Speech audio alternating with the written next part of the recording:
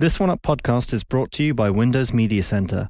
Your Xbox 360, your music, your photos, your TV shows, and your videos with one connection.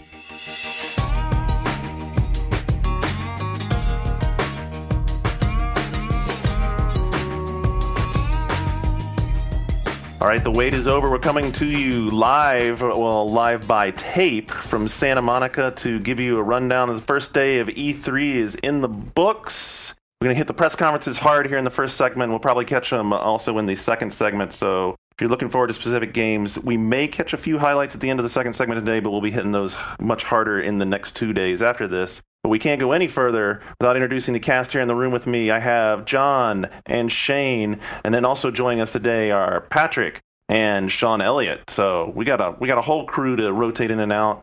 Let's get right into Microsoft, because that was a weird press conference last night, wasn't it? It was outdoors, which is very strange. We've never had that happen before.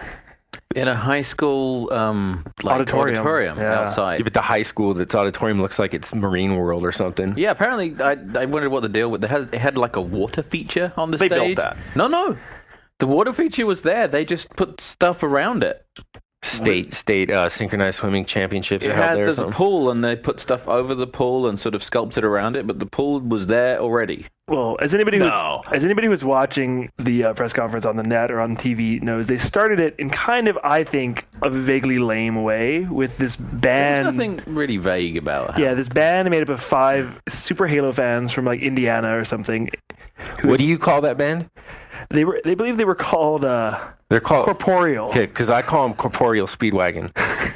Yeah, if you want to download their stuff. Anyway, they played a very spirited cover of the Halo title screen theme. Dude, they were trying hard. They were trying very. They were very. And when we say that it was lame, not that they themselves were lame. It just wasn't really an appropriate way to start the press conference. Right. I think. They were like very, very competent. Yeah, they tried. They were very into it. I got to admire the chick with her electric violin walking out over the catwalk thing, doing the sort of like the rock star thing. But it definitely didn't evoke the emotion that I think Microsoft may have hoped.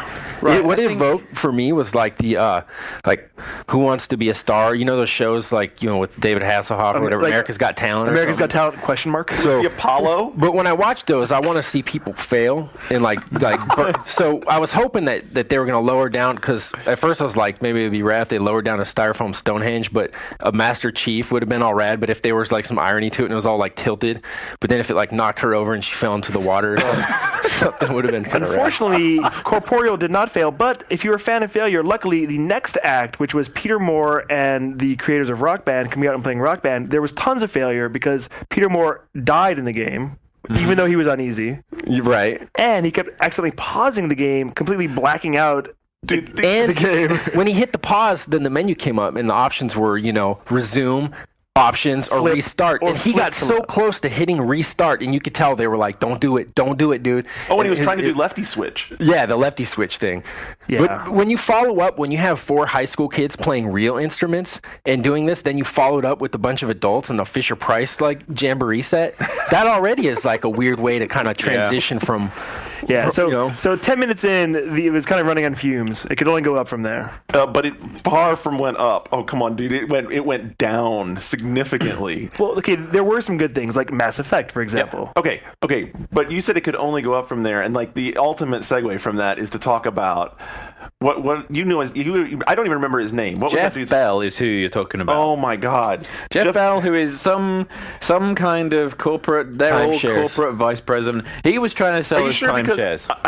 Really timeshares? Because I was thinking he probably had like a used car lot. Either that, or he's like a televangelist. He was too slick for used cars. Sort of smug grin when he was saying things like, "We have done over $125 million on Xbox Live." Was that before or Arcade. after the I Love Golden Axe or whatever it was? Yeah. Well, he basically I know we got some Golden Axe fans in the house. He sounds like somebody who has way too much media training. He's like a slickster, like he is trying to sell you something, and it just didn't come off as genuine. It really didn't help their image. And actually, I mean, some people complain that they think that Peter Moore is, too much of a spokesperson. But I mean, compared to anyone that has any kind of issues with Peter, which I think are somewhat unjustified, because I think he's fairly genuine. I mean, he did come up through marketing, but he really believes in what he's doing. Right. But he looked like the most genuine, like hardcore guy imaginable next to this guy. Oh Dude, my I sort of God. like Peter's approach. I mean, actually, like, this like really brought that into focus. Watching this guy up there, like, I agree 100%. repulse me. Yeah. I'm like, wow. You know what? Actually, I kind of like Peter. It's like he's like this cool guy who actually does really believe in it and has a, he gets excited about it. People had their heads in that. You could see watching around. There were people, and not just journalists. There were executives from publishers, and they just had their heads in their hand while the guy was talking. The whole Yeah. time. It was like, the thing I would think is, in American Beauty, the other real estate agent the wife hooks up with. Yeah. It was kind of like that. So the guy might be really good at what he does, but it was just a total misfit because you take someone who, like we said, really good at getting you to buy some timeshares, in a condo or something, but then you put them in front of like the dirtiest, dirtbag slime buckets, us or me, and then we're like, we're so hard to please. We're going to be critical of everything. We're just there to laugh. Like half of them are just like filthy scavengers there to take the foam ass pads and put them on eBay when they're done. And then like that guy's supposed to sit over well with them. Wait, I should have saved that. Those are on eBay. Yeah. Of course, they're on I eBay. saw a guy. Well, people don't know what we're talking about, and because it was in a high school auditorium, it was just sort of like concrete steps we were sat on. And Microsoft had done these custom-made foam pads that had handles that had that kind of the Jay Allard era Microsoft Concentric circles? concentric circles and scrolly writing and I saw a guy walk out with like 12 of them. Those guys. I wanted to stage like, there's To Catch a Predator. I wanted like To Catch a Scavenger. Well, I told Jeff, I'm like, do you have a fucking camera? Give me your camera, because we had some in front of our feet, and I wanted to take a picture of anyone that did it and be like, excuse me, sir, we have your Xbox Live record, and it shows you never leave your house. Because like you're not going fishing to put on the board of your rowboat. You're not going to the ball game to smooth your ass out there. The fat guy in front of me, about halfway through, he took an extra one because it wasn't enough padding. He saw that. He did a double. Yeah, he did a double. Was he doubling them up, or is it one for each cheek? No, he doubled them up. Yeah. But Patrick looks repulsed. This press conference wasn't about cushions. It was about games. And I feel they really played it too safe. They decided to focus on this year's lineup. And that's a smart decision in a way, but we already know about those games. And when the other two competitors aren't just focusing on this year, it makes them seem like they don't have things. I have a theory on why they did it that way, and I think a lot of it was to do with the fact that with the reach that they had with this press conference, it was live on G4. There were a lot of people streaming it. It was very much.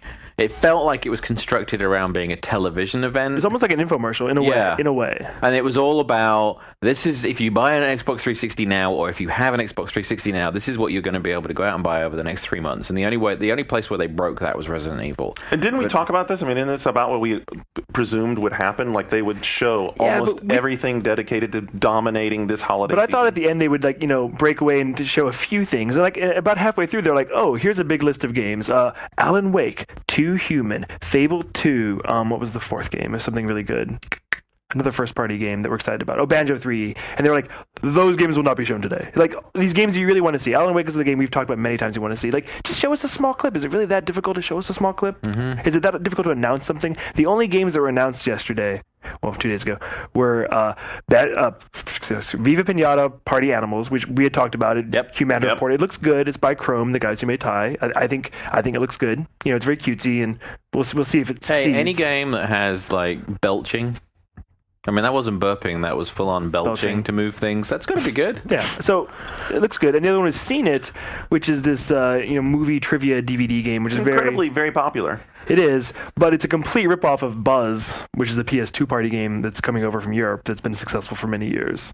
Almost the exact yeah, same like the controller that it comes packed with. It's like a buzzer for a game big show red style. button. So And then did it has the 4 face buttons. the board game rip off this other game? Because Seen It's like a board game. I mean, that was Does the the big Seen It deal. board game have that same controller? No. it does The Seen It board game is like a DVD-based DVD thing. game. So I'm pretty sure this. So you just use your remote to play I'm pretty sure this is Yeah. copying Buzz. I mean, we may be wrong, but I'm pretty sure that's right. But would it have killed them to announce 1 or 2 more games? Really? Well, they had Gears of War, but someone fucked that up. Who was that? It was, Oh, that was right, supposed to be an Oh, announcement. you're skipping ahead to PC. I'm talking just Okay. 360 right now, and Well, I did enjoy my moment in the sun there when the Resident Evil 5 video that you told me wasn't going to be there went up on the screen. Capcom had guaranteed that it wasn't going to be there, and I was so happy to see it because it's a really cool trailer. And it's an awesome and trailer. Sony showed a different recut of it today at their press conference, and I guess the full version is coming online in about 2 weeks. I'm very looking forward Dude, to are that. you kidding me? Like that is they get creepier every time somehow. That was Oh, yeah. There was something unsettling about that, though. I mean, because it was like Resident Evil Hotel Rwanda. Well, I know. It's also because if this was the first game in a series, it wouldn't be so bad to have a bunch of like zombie starving Africans come out for you. But it's like, of course, they've established that like, okay, there have been American, white American and Japanese Spanish and Latino characters, and everyone else is like they all just become these flesh hungry monsters. But it was weird to see that representation of a bunch of Africans coming at the character. It was like part of me was like, this is weird. An American company probably wouldn't do this. Are they playing into like a fear of black people? Like, of course. And I don't think at all. People brought that up. I mean, I'm not saying that's something I thought of, but like other people have mentioned this. They're not, but it's there though. I think it's just we're so conditioned to like be aware of the realities of our world that I think what they did was they looked at like, wow, setting this in a remote third world country, which we're just assuming is Africa, but it definitely probably is like some part of Africa, is just, it's so remote, it's so removed from like help, so you can definitely feel completely isolated and stranded there. Very foreign setting. Well, Brian has a theory, since the zombies run in this one, and like who are better runners than like Africa? Oh, dude! Look, marathons and stuff. All right, John I'm like, there's Resident Evil Kenya. There's scientific. Move on. Anyway, but it looked awesome. I thought it looked awesome, and those sickles that guy was holding. Oh my God, those look. Well, so I think the big winner yesterday, besides RE5 at Microsoft, was Call of Duty 4. They showed a really cool level, and like a lot of it. And then people are like, "Well, should they really show that before they show Halo 3?" I don't know. They shouldn't have, especially when the animation was so good. The character movement is so fluid and convincingly lifelike. And when they show Halo 3, and after they just got done showing Spider-Man Friend or Foe, and when the alien picks up the human in a Halo trailer and throws him, and it looked like the cheesiest like licensed movie animation, like no weight whatsoever to it, just really Halo trailer they showed really bad. Which one? The Weta live action teaser or the trailer at the end? The trailer for Halo 3. You don't like it? I don't think it did the game justice because about an hour after the press conference, I went and saw Halo single player playing, and it really is very impressive looking. But the way that trailer was cut, you weren't able to fully see. There's a lot of subtlety to it. It's not as beat you over the head with how good looking it is the way Gears of War is. There's a lot of subtlety to the way that it's using particles and dust and things in the environment and the way the lighting is. Because they showed it later on, they showed us there was a fight where it was you and a bunch of Marines fighting with the Arbiter through a jungle, and then eventually getting to there's like this dock by a river, and there's a pelican. There's a firefight between a pelican and a bunch of the Covenant, and then it crashes, and it's like a big set piece.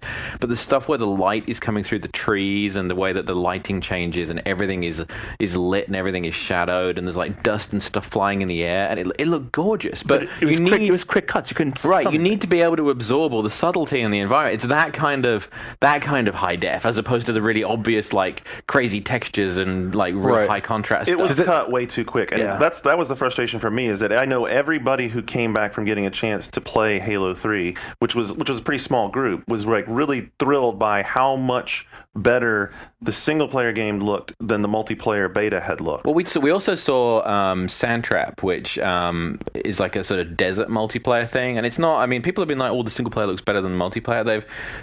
They've upgraded the graphics definitely since the beta, and this one, Sandtrap, is this huge arena. It's out in the desert, and there's these ruins, and there's like wind kicking through the environment the whole time, so that there's sand in the air the whole time as well. So it gives it a really kind of gritty, sort of like much more movie-like feel to it. See, so why did they cut that trailer like that? Because if that's the only thing that they're going to have out in front of the larger audience, even the larger audience of journalists that are here, why did they cut it so fast? We're so close to the release. I mean, we're going to see more commercials. We're going to see more media. It's not like this game. Close to the release or not, a lot of people wanted to see it. A lot of people want to talk about what really happened was they rushed that trailer because they're so close to the end, and they didn't have the time to pour over it and to sync it to the music the way they normally do. And what they should have done, rather than, I mean, it takes a long time to cut a trailer like that and to get the footage that they need. What they should have done is spend a couple of minutes and just play the damn thing in front of everybody. Right? I mean, absolutely, that would have been fantastic. Well, what about the Weta live action video they showed? I thought it was impressive, but ultimately kind of worthless. I don't understand why they did it. I mean, it's cool. All it for the does world is underscore like how derivative all the design is from Aliens. When you see it live action, when you see those suits on what look like human people, and when you see the Pelican and stuff, you're like, wow, they really did rip 100%. All these dropships, all this armor is all definitely from that movie.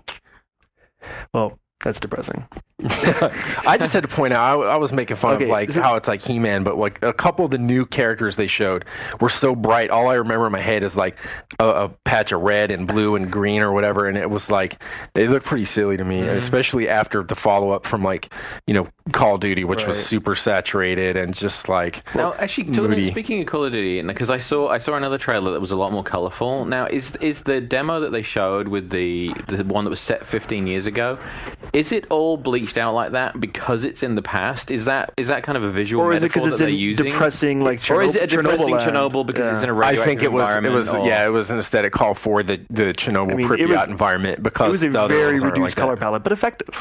Well, it was a sniper thing, and camouflage was everything. And so, what better way to get the effect when the guy rises up in his ghillie suit, and you're like, "Whoa! I didn't even notice that was right." I know I wasn't the only person who, when that guy rose up out of the weeds in his ghillie suit, you were like, "Holy crap!" That guy was standing there. Right. So I was talking to the producer today, and he said, "We've actually played around with that before and turned that guy's cue off and walked around him, and it's amazing, like how fully camouflaged he is, and you really can't see him, even though he is really there in the grass, and it's not faked at all." I gotta say, that level also didn't seem quite as pedestrian and predictable. Like at the end, they're crawling towards this huge number of troops. Well, what's going to happen? You just triggered a trap. You triggered a trap. No, just because, again, I touched on it on last week's show, but where I think that people are like, and I'm super happy that they are drawn to it, that normally don't care about combat games, but aren't noticing what I'm noticing. So, for example, traditionally in the Call of Duty series, what they'll do is they'll have a really linear layout and a snaking path that you follow, and they'll keep you on it rather than having erecting arbitrary walls or visibly arbitrary walls.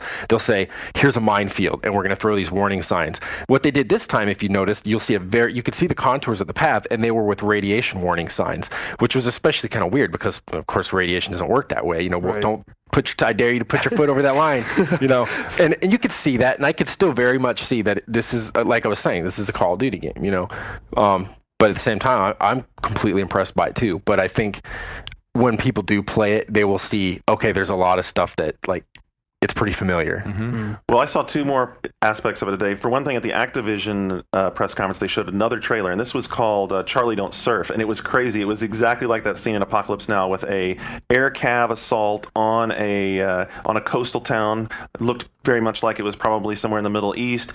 The helicopters came through, came over the ocean really low, came across the beach and into the town. There was RPG rocket fire, coming up through the helicopters. They went deeper into the town. It was like some sort of strike mission. And then when they get to wherever their landing zone is going to be, they cleared out the area with a couple of gunships. They rappelled down into the city and then started an assault. And they went through the rest of this assault on this whatever building. I guess they were thinking like a communication center. That was really impressive. And then they're showing it. They're demoing it being played. I mean, unfortunately, apparently they have some other obligations, so they're not allowing hands-on right now for anybody in the press to play. But they're playing it in front of us, and it is so dialed in. The level that I saw was working through an urban area, and it's just amazing how much is going on. You've seen it all before? Or? No, it's not. No. It wasn't a scene I'd seen before. It was going through a shelled out area. You had to outflank some positions that were in a building where guys were keeping you pinned down. You switched into your night vision for a while because you were inside a bombed out building that was dark. Then you going outside of Starlight had to come out of night vision. What impressed me the most about it is much like you had in Call of Duty 2 is just the amount of actual action that's going on while you're there in the battlefield. So it's really, really dynamic. There's a ton going on. We're talking about the engine. The engine is so frickin' gorgeous. Well, but there's a lot of talk about which versions, because all three versions are being shown here, PC, PS3, and 360. This was 360 I was looking at. They're showing the 360 primarily, and so it's going to look good across all. Mm-hmm. So I started grilling him a little bit. I started grilling the producer a little bit on the game, and I mean, one of the things I pointed out to him, I said, it's amazing, how much stuff you have, lights you have in here, how much of this stuff is faked in the background, and what he said is that everything in the game is done in engine and not faked in and not drawn in the background. So even when you're standing there, it's like you're standing standing there in this parking lot, and there's like a bridge, a quarter mile away that has street lamps on it, and every one of those street lamps is actually a real light source casting shadows with the full effects system on it and everything. They're not using skyboxes or anything like that, but the thing is like you were saying how dynamic all those moments are, and to me that's just describing like perfectly scripted moments, and it's all from like the EA Medal of Honor school where, when we play the various EA games and like all of a sudden, a Mustang flies in, drops its bombs on a Panzer or something, the bridge blows up and you go on, and that stuff's really cool, but it's interesting because we moved into this split where, you have, we'll talk about Crysis later, but you have Crysis on the other end, right. And then the Battlefield type experience where when something crazy happens, you're like, okay, I put a tranquilizer on a guy, he got in the chopper, I let him get up, and then I put him asleep and watch the chopper go down. And here you're like, here comes the armada of Cobras, they're ripping through the city and stuff, but the thing is when you play that again, you're going to notice that those Cobras are going to come in to the Ride of Valkyries playing in your head in the exact same fashion, and that's very much a show that's being put on for you. I wasn't talking about anything like, over the top dramatic happening. I was just talking about the amount of firefight that was going on around you between your troops who are pinned down and, trying to maintain cover and the guys who are firing on them. There's just a lot going on in the world. So do you think this has a chance to be game of the show? I mean, people have been saying that, but from what you saw. I think it definitely has a chance to be game of the show. And here's the other point, because we've talked about this a lot on the show, is how much trouble developers have had with PS3 development. And this just goes to show you how a good engine team can overcome problems that others can't overcome. I asked them, if they'd had any trouble because they're showing it so much on 360 and PC. How's the PS3 version coming? They're like, oh, it's fine. And I said, well, so it's fine and running at 30 frames. And the producer flat out looked at me like I was a jackass and was like, no, anything less than 60 frames is totally unacceptable. I'm like, so how'd you handle the port coming over from 360? He's like, we programmed it. Totally awesome. He wasn't being a dick about it. He was just being like, well, we just, that's what we do. We had to make it work, so we did it. Well, that's enough COD. We talked a lot about Call of Duty when we were going to talk about the press conferences. So there was a lot of stuff on. There was a lot of games. Something else indicative of the way that I think they dropped the ball was with Assassin's Creed. Ostensibly an excellent game, but what happened again there is that you're like, this isn't a showing for just a few journalists. This was the world stage, like you were saying. Everyone was watching. It was televised, and little cutie Jade Raymond, she was there. And they had her, but they had essentially what was a segment of the game that they were working on and just making perfect to go on stage, and then what happened was all kinds of technical errors and stuff. Of course, it started off, the guy's on like a minaret diving board, and she's like about to tell you how realistic the environmental action is, and then he like does a Greg Louganis into a hay basket, and everyone, she's like, oh yeah.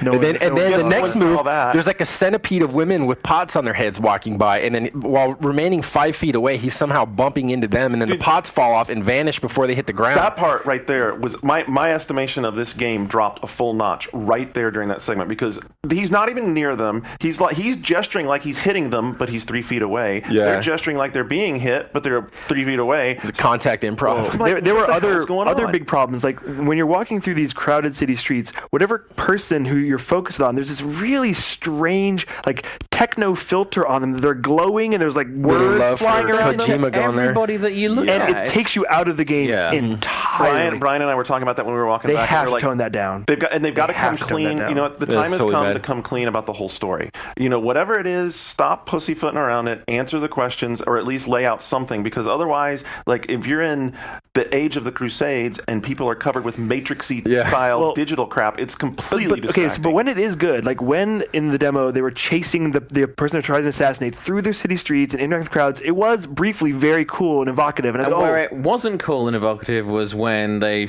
messed up and the guy they were chasing stopped and waited for them. No, explain that. They explained that's part of his AI routine. Yeah, of course, because he was scared and ran away, but after he was being scared and ran away, he decided he was cocky and wanted to wait for you. And also, I don't quite understand the combat yet. I haven't played it. Matt Leone played it. He said the combat was a little confusing. It looked janky to me. It looked like it was basically press the button to queue up a pretty animation of you killing someone while the guys behind you sit there and wait for you to... It's definitely not the Ninja Gaiden school of attack, block, attack, block. I mean, it was like, go up, press your button and watch your fantasy. Yeah, that was like a scene out of a Wusha movie, wasn't it? It was like dude falls into the middle of 5 guys, and instead of them jumping him, they're like, "Oh, I'm gonna stand in line. I'm gonna take my turn to get killed." Yeah, like just talking shit. But get him, dude, get him, and like the world was very big and impressive. However, there was some texture fill happening, and like that it part needs some polish because they can fix that. The parts that really concerned me out of this was the combat seemed weird, disjointed, button pressy, and like not really satisfying, and then like the weird The crowd AI. The crowd AI. The crowd AI. The crowd AI is supposed to be a big deal. How did this dude run through this crowd and create all that chaos and not have And to do crowd anything? clones is going to be a problem too. You just like can't. You got to do something to them because I mean, look what I was saying when I said a centipede of like jar-bearing women. Oh, I see you got to what you're like saying, mix all up the the same. character models a little more than that, you know.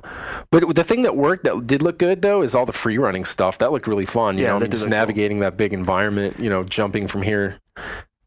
All right, so overall on Microsoft, Well, I mean, I think they played too safe with Xbox 360, and then when you get to the PC stuff, like, it didn't look like a very exciting time to be a PC gamer to me.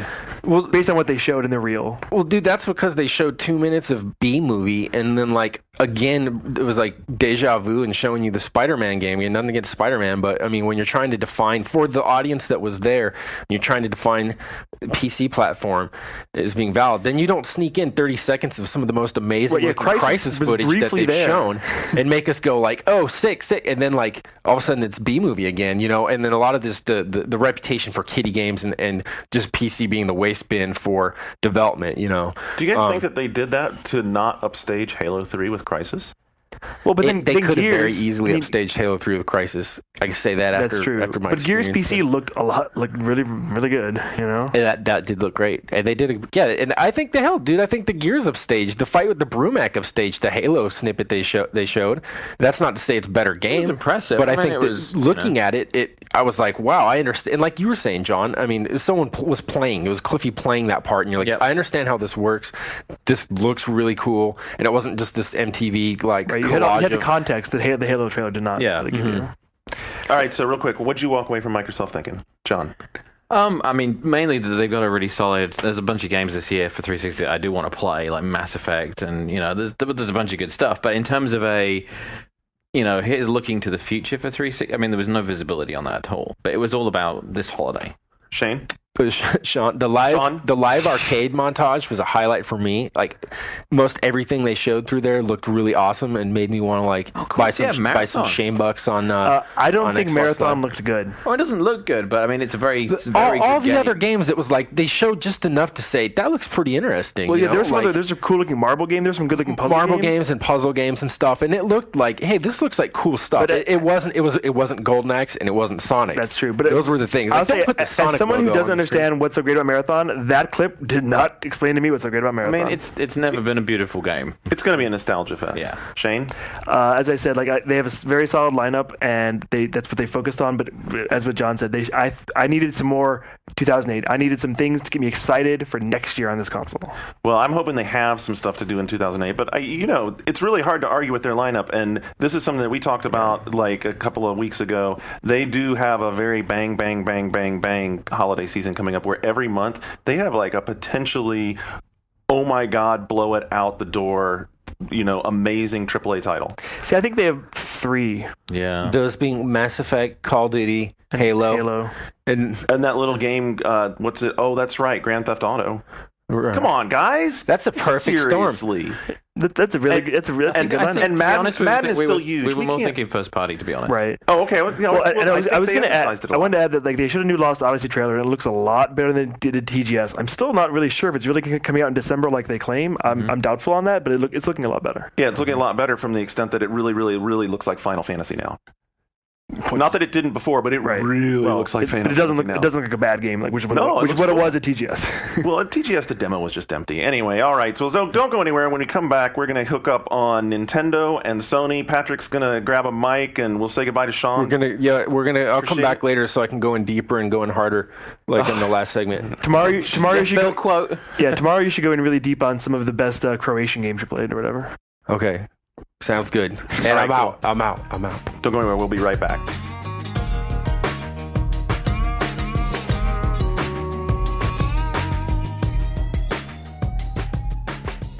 This One Up podcast is brought to you by Windows Media Center. Your Xbox 360, your music, your photos, your TV shows, and your videos with one connection.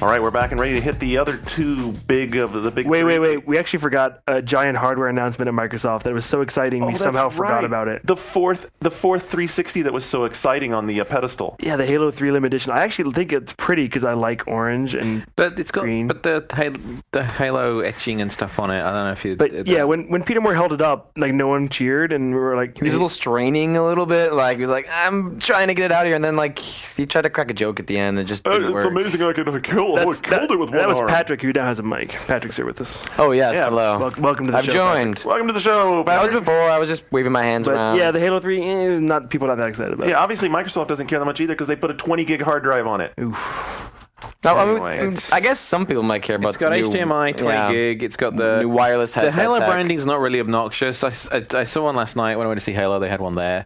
Is it just like faded, or It's a bit like the Halo Zune. So like on the top side of it, there's a sort of the Halo like sort of liner, and then it's got the logo, and then the stuff that's normally chrome on a premium is this sort of copper color. And then the hard drive, all of the chrome stuff on the hard drive is copper colored as well, and it has the Halo logo on that strip in the middle of the hard drive. Is it more expensive than a premium? They don't know the price. The Bungie guys don't know the price. What they But do if you're know. of a mind to buy something like that, aren't you the kind of person who like buys premium kit? So wouldn't you want to have the big hard drive and not just the little cheesy 20? you can buy it as a $179 accessory. Yeah. It's not like there isn't a solution to this problem. Well, from one brother. disappointment to another, you next attended the Nintendo press conference. I was like try to be the person that like I really do love my Wii, and like I don't have a problem with the casual games, and like I don't have a problem with Nintendo's approach, but like I was just like I live blogged the event, and it was just like Well, terrible. Last year they had an amazing press conference where we all got sold. And we we all came out like converted. You know? Well, I think it's really telling that like last year they had to convert us because like they have this brand new concept and someone needs to buy it that first week, and that was the hardcore. Now everyone else is buying it, so why would they cater to us? So they just ignored us. They instead decided to show us about 20 minutes of YouTube. Apparently. Yeah, that was kind of strange. Yeah, it was like, hey, Nintendo, aren't we great? Let's show a bunch of YouTube videos and like headlines, and it was just like, get old. But like that was every transition, like every 10 minutes, it was like 30 or 40 seconds of like Nintendo headlines. We're selling great, no shit. And yeah, as we predicted, they talked about how well they're doing it because they're doing really, really, really well. And they also talked about how they're bringing in all these new gamers, like older women gamers. They talked about grandmas. The grandmas were discussed as we predicted. And I'm with you. I'm down with the casual stuff, and but I honestly thought they were going to balance it better. Like Mario at least Galaxy, like a big reveal at Right. the end. Like I mean- like new Miyamoto IP was like, there'll be something like a teaser, like something's coming in 2008. Like we've already got the 2007 lineup like established. We know what's coming, but like there was nothing, and they just tried to like trapeze through it, and it was just insulting. Well, the big reveals were mostly non-games. Meanwhile, the core games were kind of shuffled by. Like Mario Kart Wii gets mentioned in passing, shown in a small video. It doesn't look that great. It looks like a GameCube game, as predicted, and it looks simpler. It looks like they took a lot of the complexity from Double Dash that I enjoyed out of the game. yeah, there's no extra layer to it. It's just like here's like a GameCube looking Mario and Kart with online play. It does have online play, which is good. But then Reggie was like, here's a way that will even the playing field for expert players and new players, and revealed what was ostensibly the same little fake steering wheel you slot your controller in that Ubisoft had at launch, where now you can now play, with a little steering wheel. Yeah, I didn't understand that. I was like, this is already out there. Like, what's the... Wait, Garnet wasn't there, but he hadn't heard about this. Oh, so yeah. there is now a Wii branded wheel that is just a white plastic And wheel as he with was a holding Wii it logo. up, like, for the photographers, like, he, like, turned it around. but- It's got the Wii logo But wait, on this is it. actually the second peripheral they announced. The first one was cooler. It's the Zapper attachment where you Yeah, okay, so look, because damn it, I hate the fact that like people get upset about us hating on the Wii because I don't think any of us here really hates the Wii. And I love A lot of Mario. us- I love Mario Kart. Yeah, and a lot of us grew up playing Nintendo games. We really love Nintendo games, but really, he showed the Ubisoft plastic steering wheel thing with a Wii branding on it to play Mario it's Kart. bundled with the game now and stuff like that, and it's I don't That's know. not It's what just- Mario Kart's about. Mario Kart is about the jump slide turn. It's not about, And it's not I about am driving with a I am steering concerned wheel. of how many buttons you'll be able to access. Like, I'm thinking the most would be 3. Yeah, we were trying to work it out earlier because you like when you and with the same with the Ubi wheel, and you slot that thing across the so it's the middle bar of the wheel. Right. to reach the A button is essentially in the middle, so that you'd have to a bit of a reach around to get it. So you're looking at the 1 and 2 button, and then the trigger on the back, and that's your lot. Which for old Mario Kart is fine, but anything like Double Dash, which got more complicated. Trailer didn't show they're going that direction. Well, yeah, the trailer looked very simple. I felt. Anyway, I didn't mean to break in there, just because that just blows my mind. That then you don't even worry about a steering wheel for Mario Kart. I mean, Mario Kart is just it's a whole other sort of driving. Well, it was a weird conference because they kept bouncing around from DS to Wii, from non-game to serious game, and then there were things like this video of a family, this suburban family in Texas, that somehow Nintendo had chosen to play all their games that I wish we could play. Like, oh, this family has Mario Sunshine. I wish I could play Mario Sunshine. Galaxy. Oh, that's what I meant, Galaxy. Well, You've already played Mario Sunshine. Yeah, I said. Well, I just did that because I actually went and played Mario Galaxy. I was today. gonna say we were talking about this. Like, it looks like a lot like Sunshine. And yeah, this is gonna piss a lot of people off, but I got to say I was a little disappointed. And I played it last year, and there were some changes. There's now a 2-player thing throughout. Like that was surprising to me. So the second player with a nunchuck can control this little cursor on screen or with a Wiimote, and take these little chips you collect as Mario. So the first player collects these chips, and the second player can spend those chips to stun enemies or deflect shots, and you can also pick up chips. So it's a cool way for like your little brother or like your girlfriend or whatever to be like, oh, I'm playing with you. So I like it. I think it's actually a good addition. Mm-hmm. It's not like a true co-op. It's just kind of like if someone's in the room and while we were playing, Jeremy kept accidentally stunning me because you can also stun Mario, and I'd be trying to like hit an enemy, and he tried to like collect a coin, and he instead stunned me, and I was like, quit! Like he didn't mean to. Did you play it single player? Like, is that disappointing? The control is great, and the graphics are attractive for a Wii game. Like it has some good looking stuff, but the level design, it doesn't do it for me. Like a whole level we played was 2 of those little planetoids, and they're really small, and like it felt to me smaller than any level in Mario 64. So do you not like it because it's small, or because it's kind of weird? Well, the weird doesn't really bother me because I liked Mario Sunshine because it was weird too. And, this is very much the same way. Like the space theme, there's all these different characters. There's like fairy princess you've never met before. And, it feels very different. But yeah, like it doesn't feel like real worlds. And that's kind of what I thought. Like you feel like you're on these little planets and you go inside of them and you're always like walking on ceilings, and the camera is kind of hard to move around. You don't have a lot of control over the camera. But, the basic gameplay is really fun. I played the Bumblebee suit. That's fun. You're flying around. It's really good. I'm sure we have now talked about Mario Galaxy more than Nintendo did today. Exactly, and like that's the saddest part. Yes. Well, yeah, and they kind of passed. It was in passing at the press conference. It was like, and Mario, it was in the middle of the press conference. It wasn't a climax to anything. It was during one of the transition things. Like they showed this family playing Mario Galaxy. Like it was not brought up at all during the conference. They announced the release date. Coming in November. Now like that's it. That I would never have guessed. I mean, that's like.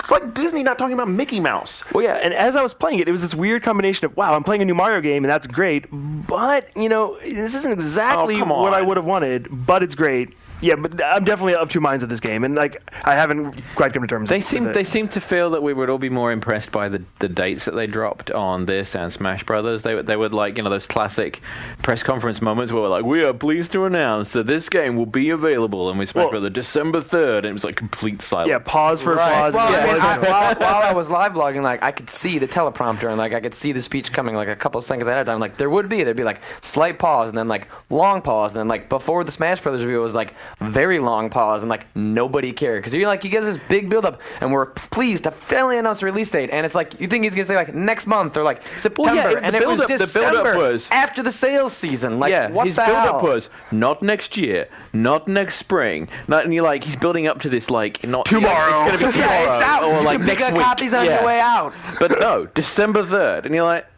Oh. And actually, what really bummed me out was like they tried to like trump it up like online play, and like we can talk about like the disappointments there, but like Smash Brothers was completely not mentioned at all. And like at this point, I'm willing to believe like Smash Brothers like does not have online play at this point, and it's been removed.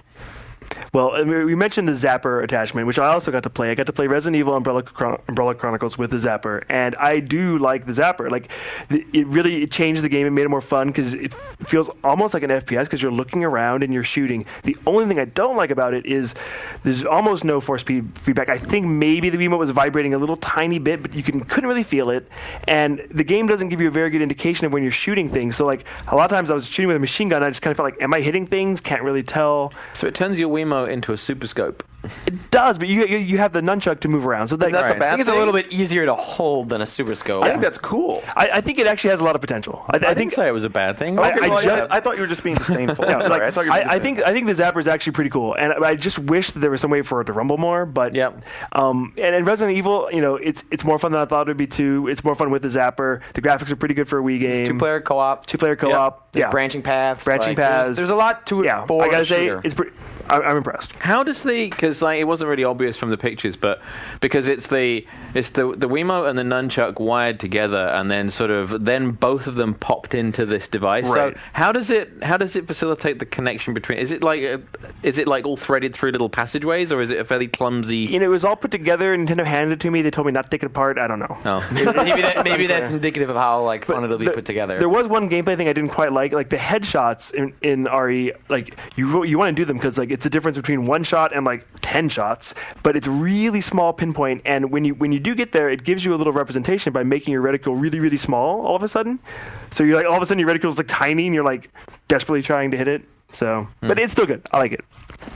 And the other thing, the big reveal at the very end of the press conference was Miyamoto. He comes out here. And you're like, with all his- right, with this is it. His new IP. This We're all is like, it. what's it going to be? Kid Icarus fighting Urban Champion? At Who this knows? point, there's still 20 minutes left in the conference. So it seems like there's gonna be something really big going on. And as we predicted many times, it's Wii Fitness. It's actually called Wii Fit. Yes. And what it basically is this yoga mat scale thing. It's like a separate accessory that you stand on, and it's like having a stepping mat, but Right. it's got But accelerometers. At and the press pressure conference, points. the reveal not so good because it had three personal trainers up there, and it wasn't really working. And Miyamoto was like, "Oh, it's not really working the way it's supposed to. I'm sorry." Please come play it. It really does work. And yeah, they were doing these balances and stretches, and they were supposed to be showing. there's a way that they were doing it correctly, but the sensitivity was off, or it was not collaborated, and it was just kind of it was already frustrating that it was 20 minutes long over this one reveal. But you went and played it, So right? I got to go play Wii Fit, and I got to say it does actually work. Unlike at the press conference where it doesn't. Right. So Jeremy and I played several of the exercises, and some line dancing. I did the balancing. I did.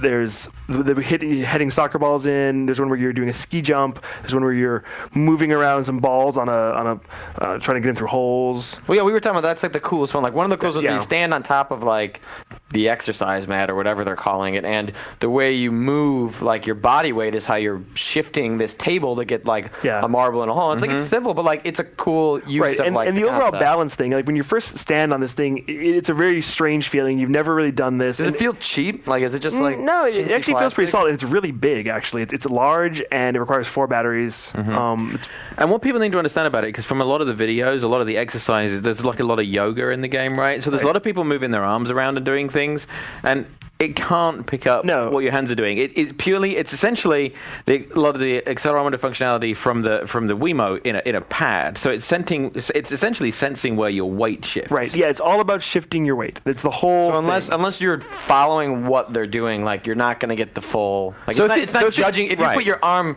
if you're just throwing your arms out, it doesn't know you're doing that. If you want the full effect. So of they the might game, tell you to put your arms out because it'll help you with the steering, but Right. that's why it's asking you to do arm movements. It's not picking up that you've moved your arms. Right.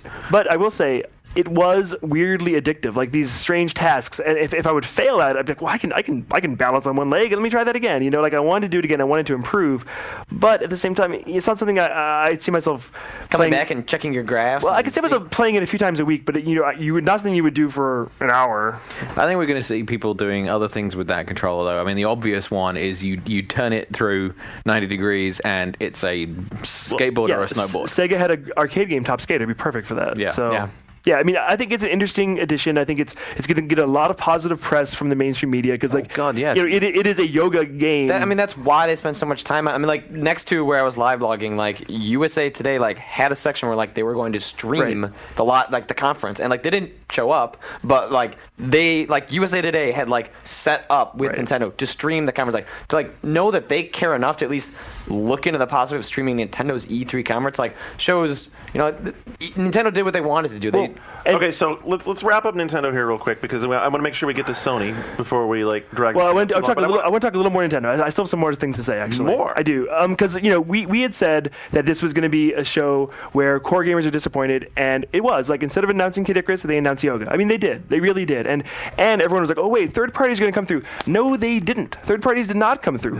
Like third party games. I'll fully admit. I thought we were going to see those third parties at least announcing deals, saying they're doing. I have the full list. I thought we had 100 Wii I have that list here. I mean, I can pull you. How about Garfield Gets Real? How you don't about like Garfield? George of the Jungle? You don't like cats? He doesn't like cats. Seriously, like there are almost no serious core gamer games announced for Wii from third parties here. Okay, it's all casual or licensed, which we talked about a few months ago. Where if third parties were going to go anywhere initially, it was going to be the Wii is going to be the home for all the licensed properties. And but I thought at least this E3 we'd see like some sort of commitment, like trying in another direction. EA's casual games are good. I've heard from everybody who played the EA Wii stuff. It's casual, it works. But it's good. That's what I've heard. So I haven't seen those myself. My Sims, I mean, it's it's different. It doesn't have that weird gangly Sims look. I mean, that's kind of like what I'm hoping for, like something that's like somewhere in between. Like it's casual, but it's not like you can see yourself like enjoying it, and like something like Animal Crossing, like we're just not seeing stuff like that, and that was ultimately what I was most disappointed and about. What we're getting this year is third parties saying yes, we need to get on board, but they're not ready to really show what it was because I think they were confident when the Wii was announced that this was going to be big. So now it's so huge. They're scrambling. They're putting the teams together, but they don't have anything to announce. What can we get out on Wii now so we can make some money? Carnival games by Take-Two. Yeah. Well, another disappointment. I predicted that DS would be the show. Far from it. There's not much here. Nothing. And Nintendo has like a focus training. Focus training is actually pretty cool. That's the observation training. It's coming in October. And Nintendo also quietly announced Mario Party for DS. Did they? Professor Layton comes out December 3rd. Oh, and some that level 5 like obscure weird game it's coming out here. It's funny. Garner just mentioned Nintendo Magic, which is like one of the non-games in Japan that teaches you card tricks. That was a flop and actually clearance. I saw it for like $10 in Japan. Like, why are they bringing that clearance? One here? A clearance DS game in Japan. But so wait, we sort of scooted over it. Professor Layton, right? Professor Layton coming out in America from Nintendo December 3rd. That's exciting. That's great. That is great. You would have thought that they would maybe have mentioned that. Yeah, just put a logo up, say, look, level 5, like, and then people would have been like, yay, at least they're like trying. But there's also a first-party Wii game that is coming out in October that was not mentioned. It's called Endless Ocean. I'm not sure what that is. Also, Fire Emblem has a date of November 5th as well. Wait, didn't they show some like underwater ocean game at some point for Wii? I think they had with dolphins like last year. I think that's probably it, but we would know they didn't talk about it. Was absent that I know you were excited about, and I'm sure you're very disappointed. No Project Hammer. I knew it. I knew someone had to bring it up. Or Disaster Day of Crisis. Or no, not on the list. They were both on like Nintendo's press site, like before they updated their press conference, removed completely from the schedule. Those games are gone and not Project Hammer no more. All right, so Nintendo, bomb or bomba?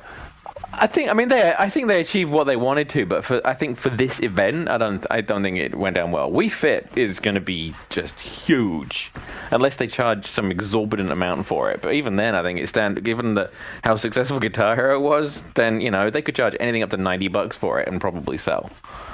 I think they have an excellent fall lineup for DS and Wii, but they didn't give me a lot of stuff to be excited about for next year. No. Yeah, mainstream outlets are going to eat this up, but like this is E3, like they should have thrown hardcore a bone, and they didn't, and like it's just disappointing. Like they did what they wanted to do, and like that's great, but like I came out of it like upset and disappointed and ready for Sony to do something better. All right, how about the Defense Force? What are you talking about? There doesn't need to be a defense force. Actually, no. Well, John turned to me during the. When we sat next to each other at the conference, and like it was fairly clear within about 10-15 minutes that this was because like we were going in like. Someone has to pull out something or do something to make us feel like the whole event was worth coming to. Coming out on Monday morning. And I think Sony pulled it off. They did. Sony, They yeah. did their homework. They did their homework. They took notes. They knew what people expected from them and what people didn't want from them, and they delivered, what they needed to deliver. They weren't corporate. They proved they have a great 2007 lineup, and they have games coming in 08 that we want to see. We didn't And see it it from was- Hold on, Microsoft. does that sound familiar to anybody? What? Does that sound familiar, what he said? I think it sounds kind of familiar to something I was saying. Garnet was right. Who knew? Who knew? I know. I mean, okay, so Also- I fully missed on Nintendo, I apparently. mean, I also got to say, Shane was right. I mean, people say I'm always wrong. Unreal, Shane was right. Hayes, Shane was right. Like, I called those. Yeah, They but were you know there. what? Did you call them as exclusives or timed exclusives? Timed exclusives. All right, well, that's fair enough. Well, so break into Sony. So All right. break down Sony for me, because actually I saw Mark Rain this afternoon, and we talked a little bit about the Unreal situation, and he said, you know what? Look, we announced on PS3 as far as consoles in the first place. Where did you think we would be on consoles first? I mean, obviously, there's more to it than that. Well, they described it as a multi-part agreement. And the first part is maximizing Unreal 3 engine finally for PS3, so games will stop. The games will stop being canceled that use it. That would be a good idea. Yeah. And UT3 is exclusive, and it's going to have, Gonna have mod support, mods which is, from the PC which version. is huge. will be And working I mean, on I was talking to Midway, and like it's gonna be totally open. Like there's going to be like a filter system, and it's not just gonna be like upload whatever you want, but like it's not.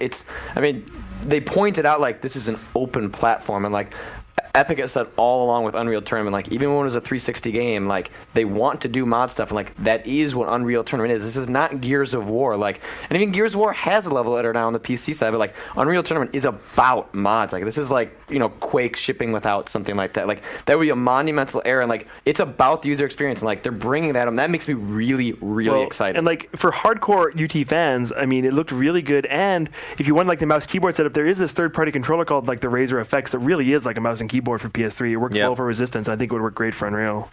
Well, so that was what we talked about, the modability, and that is really cool. The only filter they have to put on there is the internal memory limit of the PS3 being 512 meg. Other than that, he said, you'll even be able to. What was cool is you'll be able to make levels on your PC and share them with everybody. And including it's the not PS3 even like community. you've got to like sit down and like port it to PS3. Like it's being built from the ground up for both platforms, where you just build it on PC and you dump it on like the filter system, and it's like YouTube. It shows up like X amount of hours later, and like you can download it. I'm sure they'll have like ranking systems and voting. Like it's going to be really, really cool. Well, The only thing I can throw 360 fans out of that is that it is going to come to 360 next year. Right. And Same with it Hayes. won't- Same with Hayes. And it won't come to 360 without that same functionality. But in the same like. I'd say maybe it'll come and maybe we'll get like greatest hits packages, but I cannot see Microsoft opening up the platform for Epic and allowing them to just dump whatever users want. I think we're going It to be. would take a strong motivational force to get the Xbox Live team to start figuring out how to do user-generated content through the Live system. And maybe this announcement was part of that.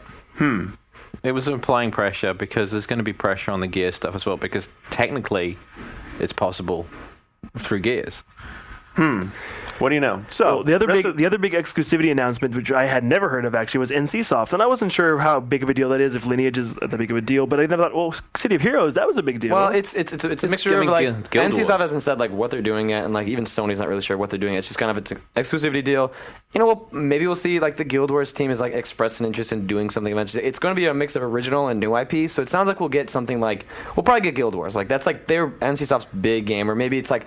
What is it? Tabula Rasa, like the new Tabula Rasa. Yeah, I like doubt it'll maybe- be that. I think Guild Wars is a Guild Wars shoe-in is for that. like an action RPG. It's Yeah. real simple. It's not actually an MMO. It's just like it's populated with a bunch of people. Everything's instanced. So it's probably like a port of that, and then like they're building something new from the ground up for the PS3. Well, actually, we should take a break from PS3 and talk real fast about PSP, because I think PSP had like a crazy good showing. Like they showed that Sony is really competitive and really serious about fighting DS with with value added. The new packages. device looks pretty interesting. I mean, they've cleaned it up a little bit. And the TV out is pretty cool. TV I out wasn't is expecting cool. that. Better battery life is cool. New colors. Yeah, I mean the silver didn't look great. It actually looks more like sparkly. Sparkly. I was like thinking like bring that white Yeah. one over. That Yeah. like, Well, the Gran Star Wars. Turismo one I from, gotta say, the like- Star Wars pack. That's a good deal. That's a new game with Yeah. the system. You're saving like $30, and like the Daxter one, you're ostensibly getting the gig stick for free with that. Yeah. But I mean, it had a great showing. I mean, the Star Wars game, I'm sure, will be huge. There's a game that I cannot remember the name of. Patapon? Patapon. I was talking. Which, Patapon's not playable here. Apparently, it's a combination of it's a Japanese and French development team. because it has that sort of Loco Roco aesthetic, but a kind of Weird, more strategic, lemming, sort of Lemmings, yeah. wormsy kind of gameplay. Yeah, it was very bizarre, but it was nice to see stuff like that. Especially, what is it? Like Echochrome, like weird stuff, like out of nowhere. I want to play that. I think I would rather play Echochrome on PSP. Which is coming out for Yeah, as well. it's coming out on both platforms. Yeah, if you hadn't seen Fantastic. Echochrome, it's just like avant-garde, like MC Escher puzzle. It's out of their Japanese studio. It's like Crush mixed with MC Escher almost. Yeah, it was very Crush, like where you're like changing perspective and you're dropping and bouncing around, but like it's. Have you seen any? Because Ghana wasn't there. So what it is it's a completely white screen, and everything is just black line art.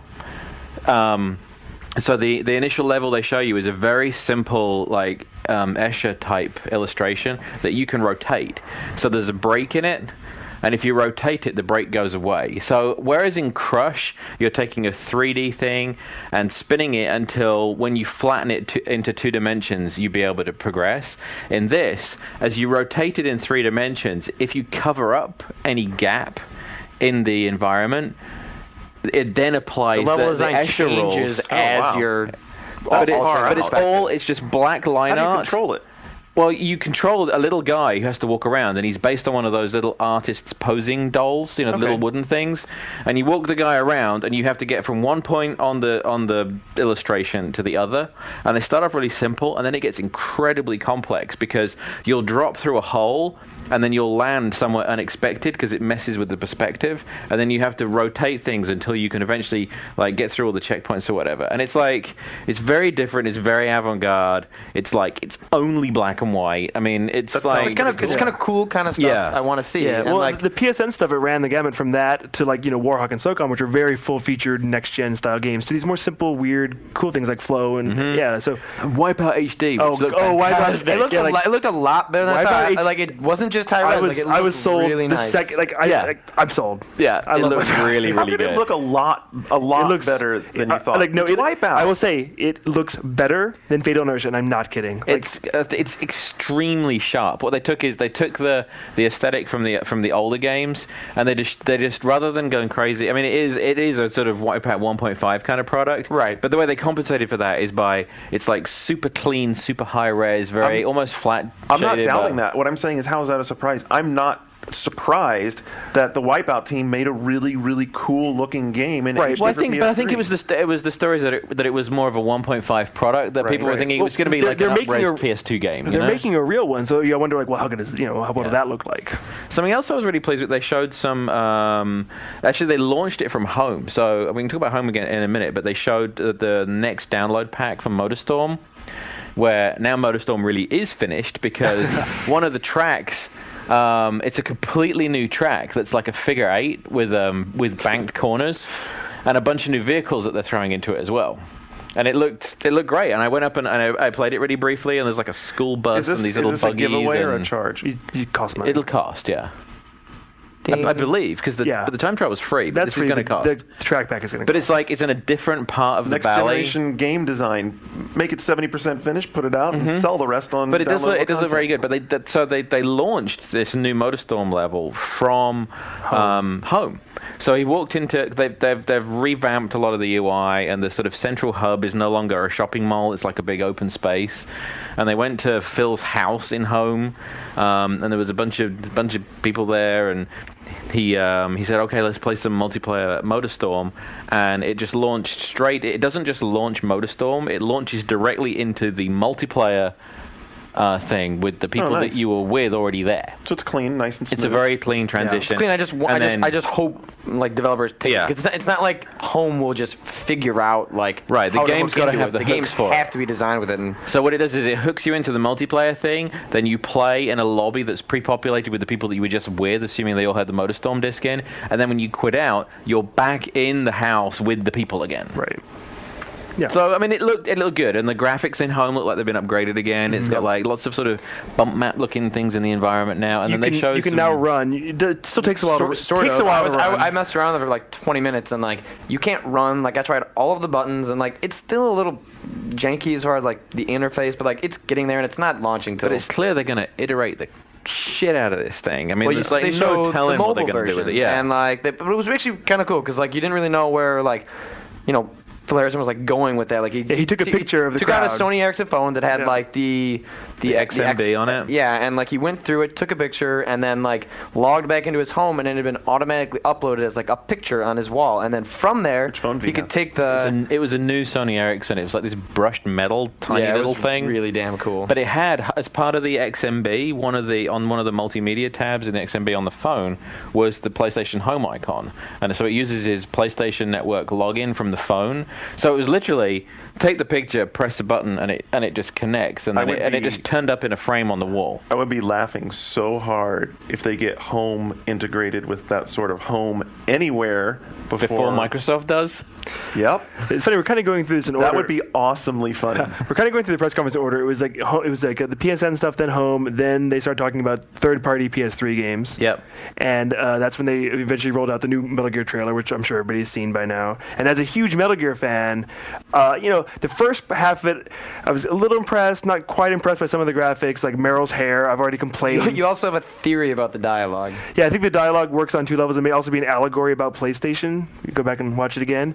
But Meryl's hair has been addressed. We went to the producer. Wait. The thing about it's not about oil anymore. The war about itself war. is the economy. Yeah. There's lots of stuff going on. Yeah, go back and watch I it have again. no idea what's going on But with then, the storyline. so that was like a false end. We're like, oh, that trailer wasn't that great. But then it showed this crazy The fight. most badass fight yeah, of all like, it was time. so over the Crazy top, fight like between- unrealistic, but it was just fucking phenomenal. between Raiden and Vamp, and it's absurd, and it's all real time. And like to think that if I play as Raiden, I might have some of those moves. I'm very, very the excited. shit where he's like popping blades out of the bottom of his feet and like kicking and like throwing knives. He takes a katana and shoves it through he his own stabs. stomach. Yeah, he Yeah. stabs himself and gets Vamp behind Right. him. Nice. Goes old Yoshimitsu. Yeah. That's nice. And the good news is, in a week at the 20th anniversary of Metal Gear Party in Tokyo, Kojima is going to finally reveal a playable. He's going to play it for everybody, and, Yeah. and Mark is going to go there and report live for us. So look forward to that, kids. It looked fucking awesome. So then after all that, And it was delayed. And it was It's delayed. officially early 08 Early now. 08. So we were all blown away by that. Yeah. And then they started rolling out another bunch of stuff, and they showed Gran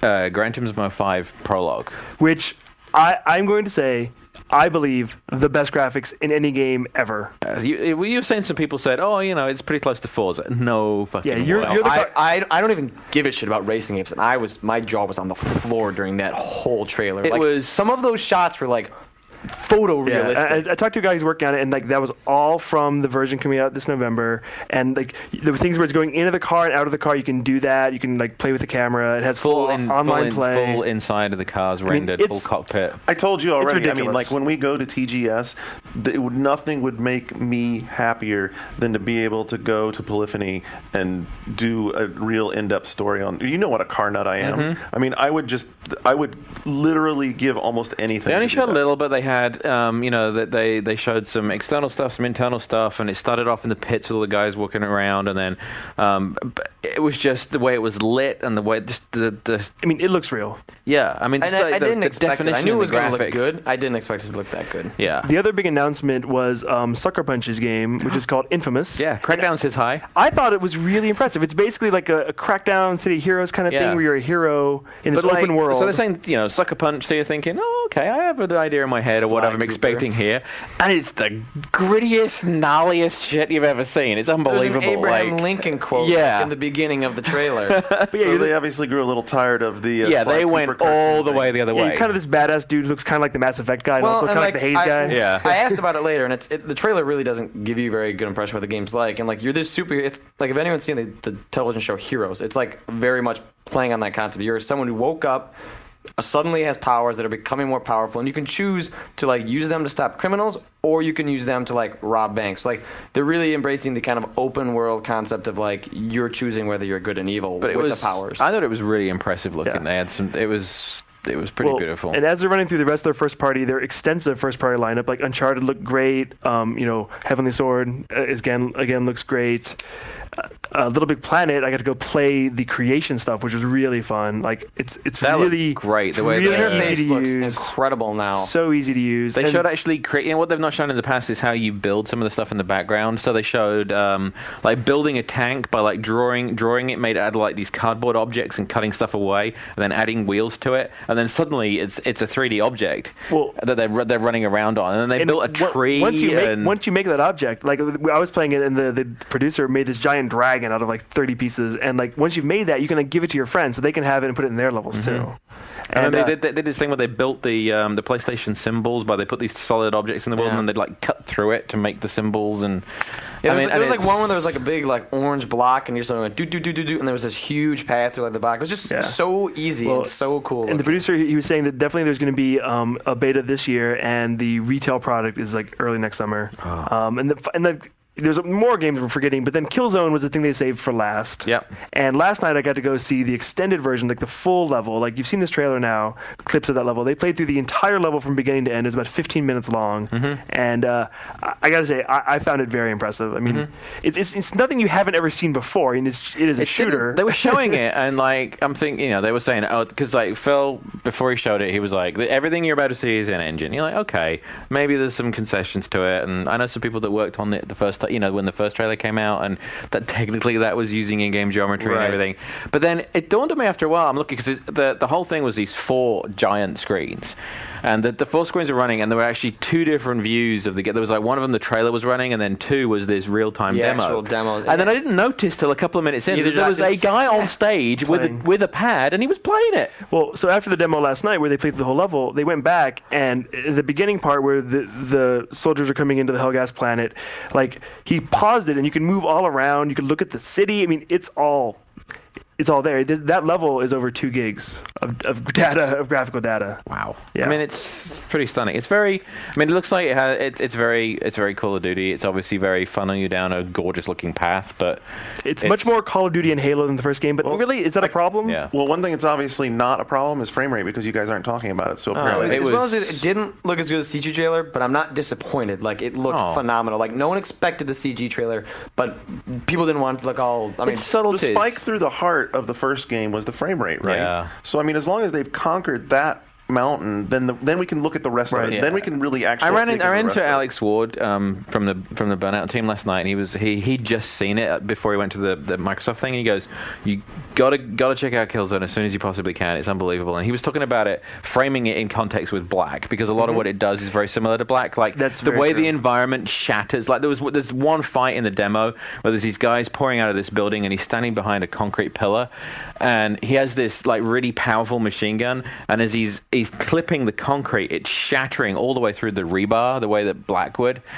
And he said that he'd been talking to the team about how complex it is to modify geometry and stuff like that. But he was saying that it's the subtleties in Killzone that really make the difference. That's what I felt as too. you know how good the reloads were in Killzone. One of the most, it was just like the guns themselves had real presence. Chunky. Well, it's the same here, but as he's like grabbing the gun and popping the clip out and putting it back in, there's focus effects on the gun. Well, and the motion blur is very So subtle. the gun, Guns is as phenomenal. he pops it forward and cocks it, the gun goes out of focus, and it just gives like the whole thing so much more depth.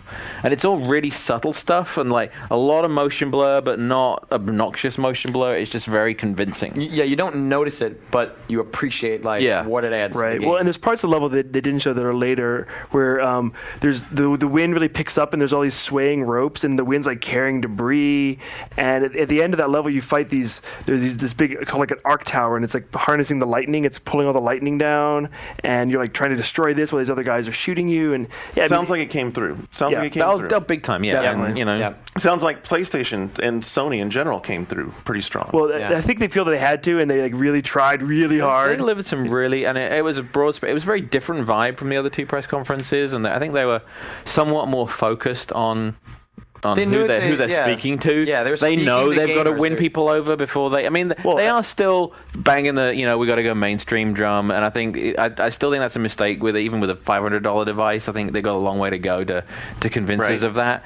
But the games that they showed, I mean, everything from Little Big Planet and some of the quirky download stuff, all the way through to Killzone, there was a lot of stuff to make the audience of it. All the people right now that are like looking at 1UP at 3 in the morning, and and like popping out traffic at weird times of night. Sony catered to that crowd better than anybody else. And as I said, I took flack for saying that I feel they have the best first-party lineup. Sony Computer Entertainment of America is publishing 15 games for PS3 between now and the end of the year. Neither Microsoft nor Nintendo is doing that for their. So we got your wrap up, John. It sounds like you're giving Sony a thumbs up. Yeah, they did. Patrick, thumbs up. Yeah. Any other wrap up thoughts on it? No, it was just, I mean, everything was actually what I expected and hoped for, except for Nintendo. Like, Nintendo was just the big disappointment, and it's unfortunate. And like maybe they'll I don't know when are we gonna hear about their 08 lineup? Like, when would that happen? Well, they are going to TGS for the first time ever, and that's in September. All right. So. We're wrapping up Sony though. Thumbs up. Leave Sony, Nintendo's alone. Sony is my Sony. Microsoft, Nintendo, that's how my conference lineup goes. Shane, wrap the Sony up. Same, I agree completely. I think that's the order you can go in: Sony, Microsoft, Nintendo, and Sony for me wins just because they had more games and they announced more games. They surprised me. I saw things I hadn't seen before, which Microsoft, they should have done that. They could have done that. They have things to show it that they're just not showing. I'm just all I can say is I'm smiling, fully smiling. All right, next that's it. We've got this all wrapped up. We've done the press conferences. We've run way longer than we intended to. So let's just hold the rest of the games we saw. I know we all saw some other good games today. We have work to do. We got a ton of work to do, and I got to get some food in me because I am ready to I have fall not over. had a meal all day. I've got a cookie. I've got a cupcake. Oh, so we're gonna hit the cupcakes and get writing so you guys have some more stuff to read. I'm gonna get this thing processed so you can listen to it tonight. We'll be back tomorrow, hopefully a little earlier, with a whole update of games. Until then, we're gone.